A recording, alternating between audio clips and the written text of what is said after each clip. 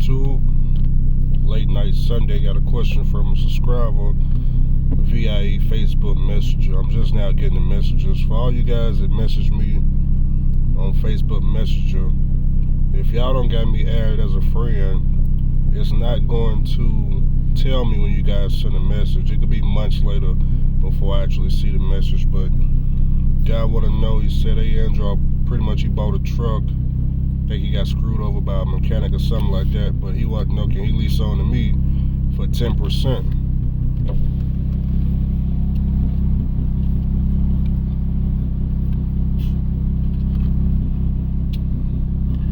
You ever go to the Latino stores, get you the horchata.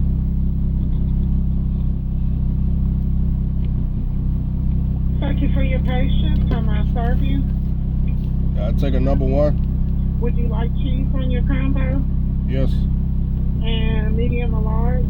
Medium. And what's your drink? Grape, Phantom. Anything else? That's all. All right, your total was $10.70. Drive around. Thank you. All right. When I was brand new to business, I first got my authority. I was charging owner-operators 10%. Keep in mind, nobody trained me on how to run a motor carrier, so me and my accountant had to figure things out on our own. So 10%, okay? So I went from 10% to 15% to 20%, and then after 20 is I don't do owner operators, but anyways, 10%.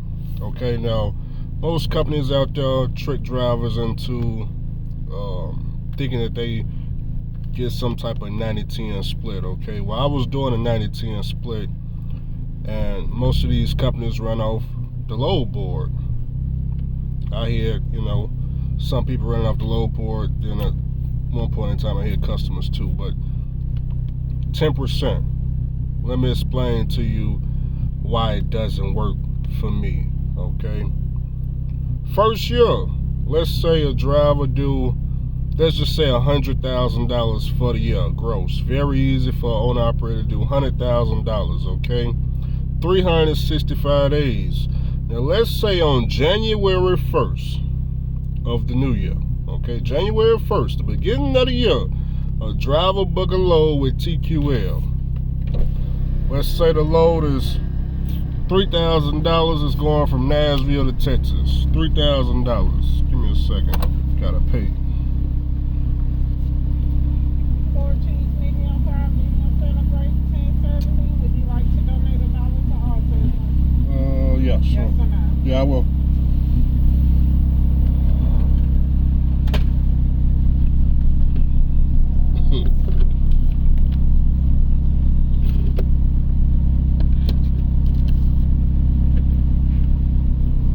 I'll see how they got me for $1.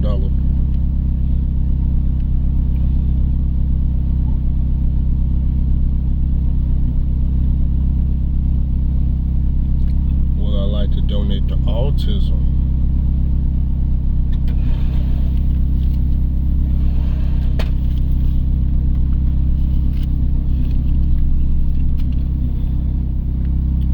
Would you like to donate to autism?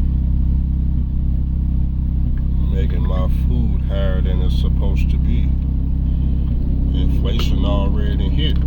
It just ain't hit White Castle. Oh, I'm at the White Castle. But so book a load with TQL, $3,000. Let's say they book it on January 1st, right? They go deliver that load. They do everything correctly, all the paperwork, all that, whatever, okay? Let's just say the next load they book is for another $3,000. It could be going from Texas back to Tennessee. They do everything right, all the paperwork, whatever the case may be, but it's still TQL. That's $6,000. Let's just say they end their week like that.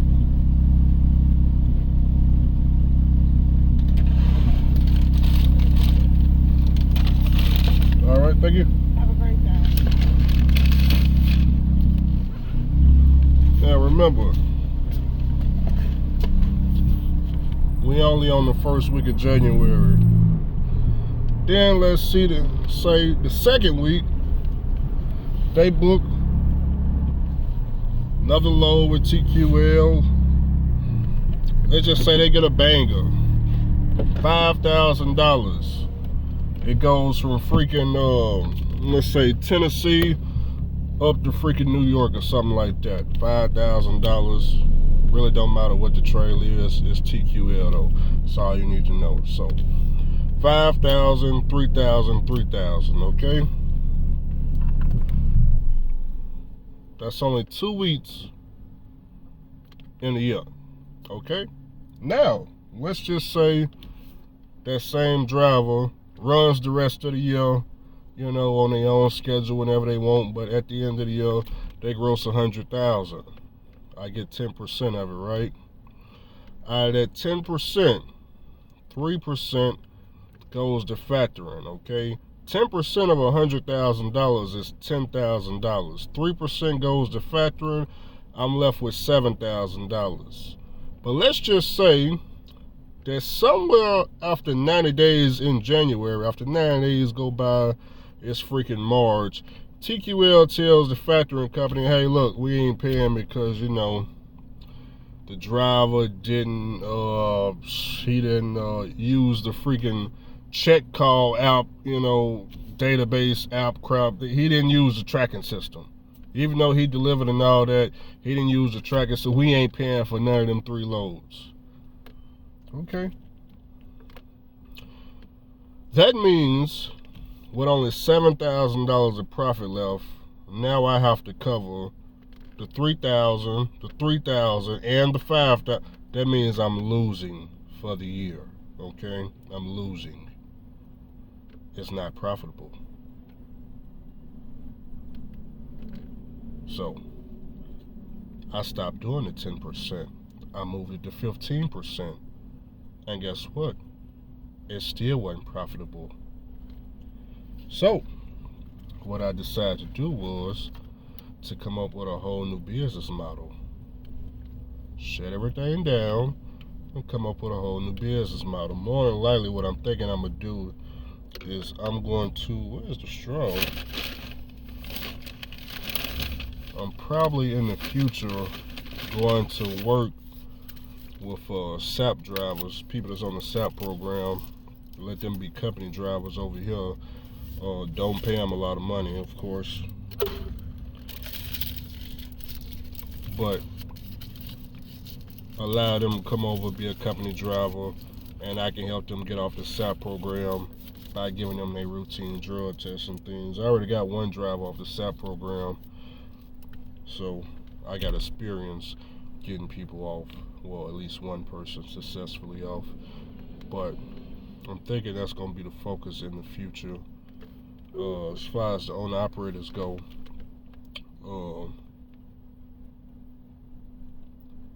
in order to make it work, okay, at 10%, because I understand there's companies out there doing 10%. It's a couple of ways that you can make it work. Number one, you can do a 90-10 split and don't get these drivers rate cons, okay?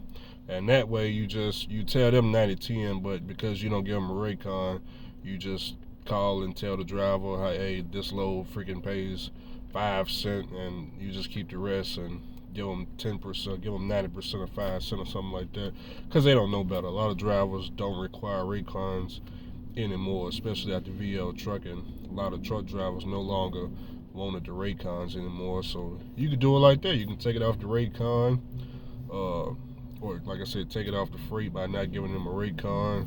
Number two, you can provide a fuel card and don't get them any discount whatsoever. Just tell them that you only get like 2 cents off or 3 cents off, and you're really getting like 60 cents off, and you just keep the rest for all the gallons they gonna fill for the whole year, because most of these drivers ain't finna go get their own fuel card anyway, so you can get it that way.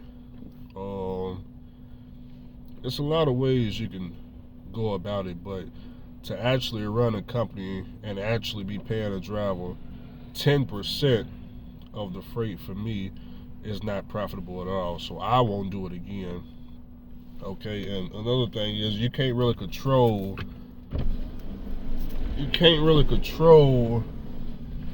these brokers out here they've been doing it for so long, they know exactly how to get over on the factoring company to where you can't file no freaking bond and try to get your money back. They got ways. They know exactly how to get their money from you. And I learned that this year, after getting robbed, you guessed it, from TQL. So I understand when the driver is out front of TQL talking about they owe him $8,000. Okay, well, TQL owe me about $5,000. So, the solution is number one, not to haul for TQL, and number two, just stop the whole owner operator program altogether unless it's some type of way that I'm benefiting other than the freaking percentage of the load. So, But we're coming up on renewal this week, so this week y'all will find out if CAJ will stay in business or go out of business. Well, we ain't gonna be going out of business, but if I'm gonna renew the insurance or not, you'll figure that out, I guess. Whatever the 24th is. So the 24th is how long I got to decide. More than likely, I'm not gonna renew the insurance, but we'll see though. Don't celebrate too hard. You never know with me.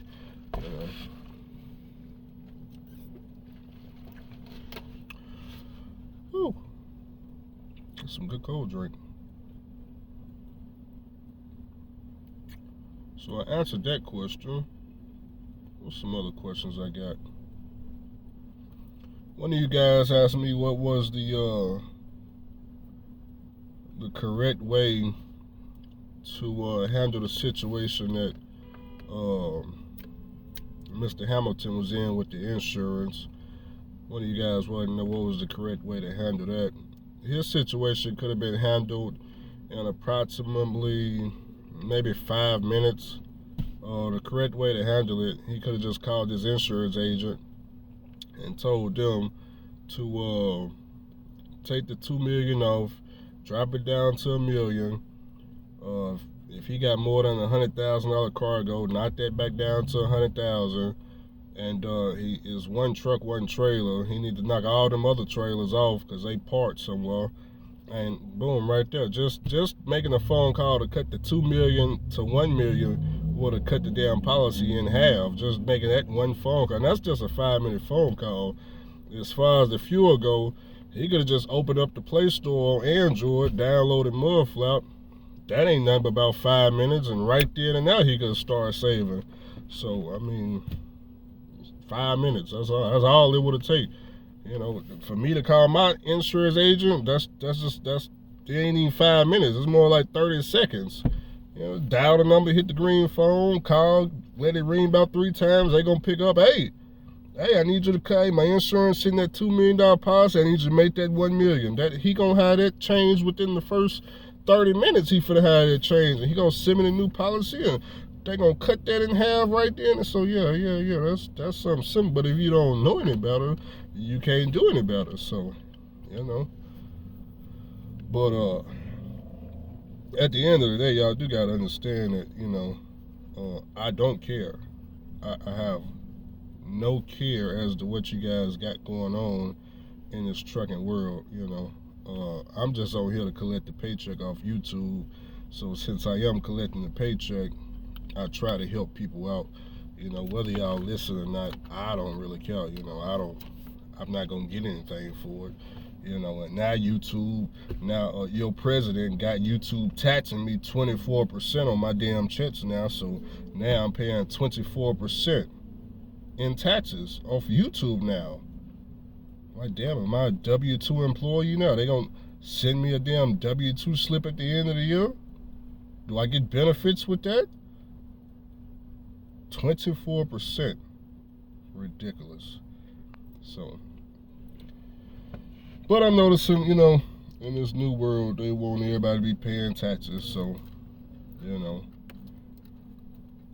they take out the 24%. We didn't fill out no W-4 forms. We didn't fill out nothing. The very next check I got, 24%. Tax gone. No questions as to how many dependents you got.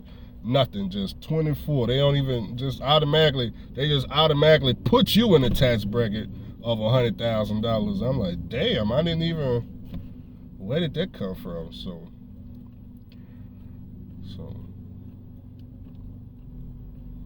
But I guess it's all good though, man. I need to like I said, come up with a new business strategy. You know, one thing I won't be doing is hauling freight for free out here. You know, I don't haul for free. I don't haul for cheap. I don't drive a truck for fun. You know, none of that goofy stuff. I always been out here for the money. So, you know, if the money ain't here, I ain't doing it. You know, I understand people ask me, hey, well, you know, you got JB Hunt 360. You know, you can get a loadout trailer. You know, you can do this. I know I can do all that. I've been doing that. Thing is, it ain't paying. Now, if it was paying, we'd be doing it. But it's other things that I could be doing that pays other than going up and down the highway for free. You know, going up and down the highway driving trucks is not fun. It's not. It's very boring, if y'all don't know. Very boring. And it's even more boring if you ain't getting paid to do it. But I have met a lot of truck drivers out here, and some of you drivers told me that, hey, Andrew, hey, look, I'm just out here for the lifestyle, Andrew. I really don't care nothing about the money. That's why I don't got no lifestyle or drivers around me, you know. I don't keep the lifestyle driver. I'm not the person you probably want to be friends with, you know. We only talk about the money around here. Lifestyle, I don't know nothing about that, man. That sounds like I could pay you anything.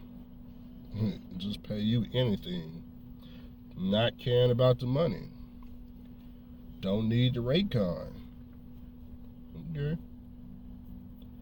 Don't need the rate card. Maybe that's what I need to do, man. Maybe that's what I need to do.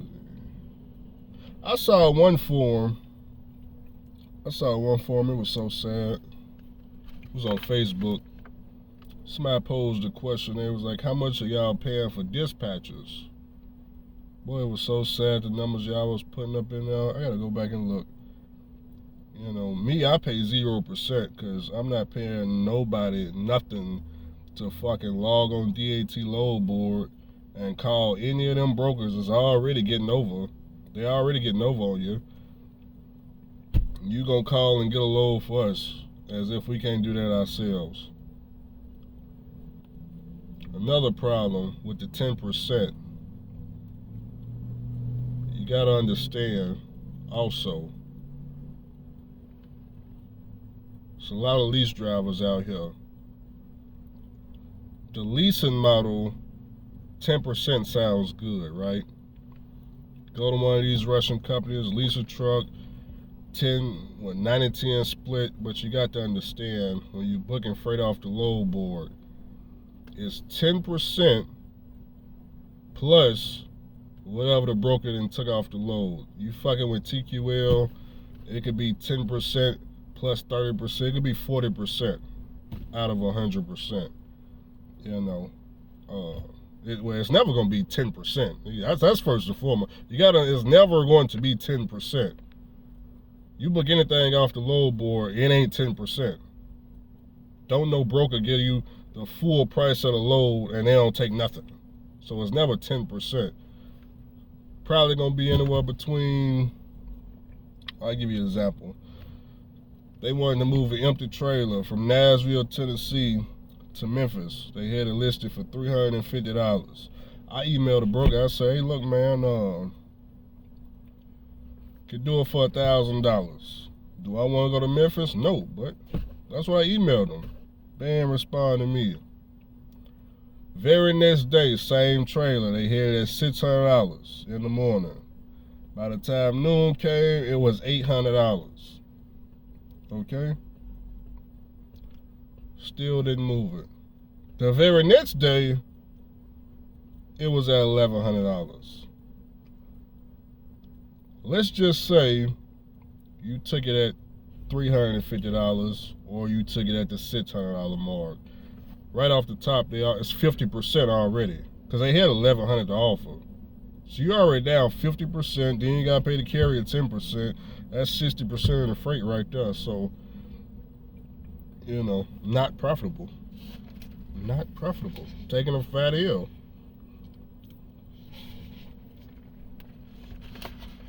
That's too advanced though. That's too advanced of talking. Most of y'all ain't got no authority. You ain't about to have no authority. Get the hell on up out of here, man. Downtown Nashville. Take my ass home. Fucking watch TV or something. Play some Call of Duty.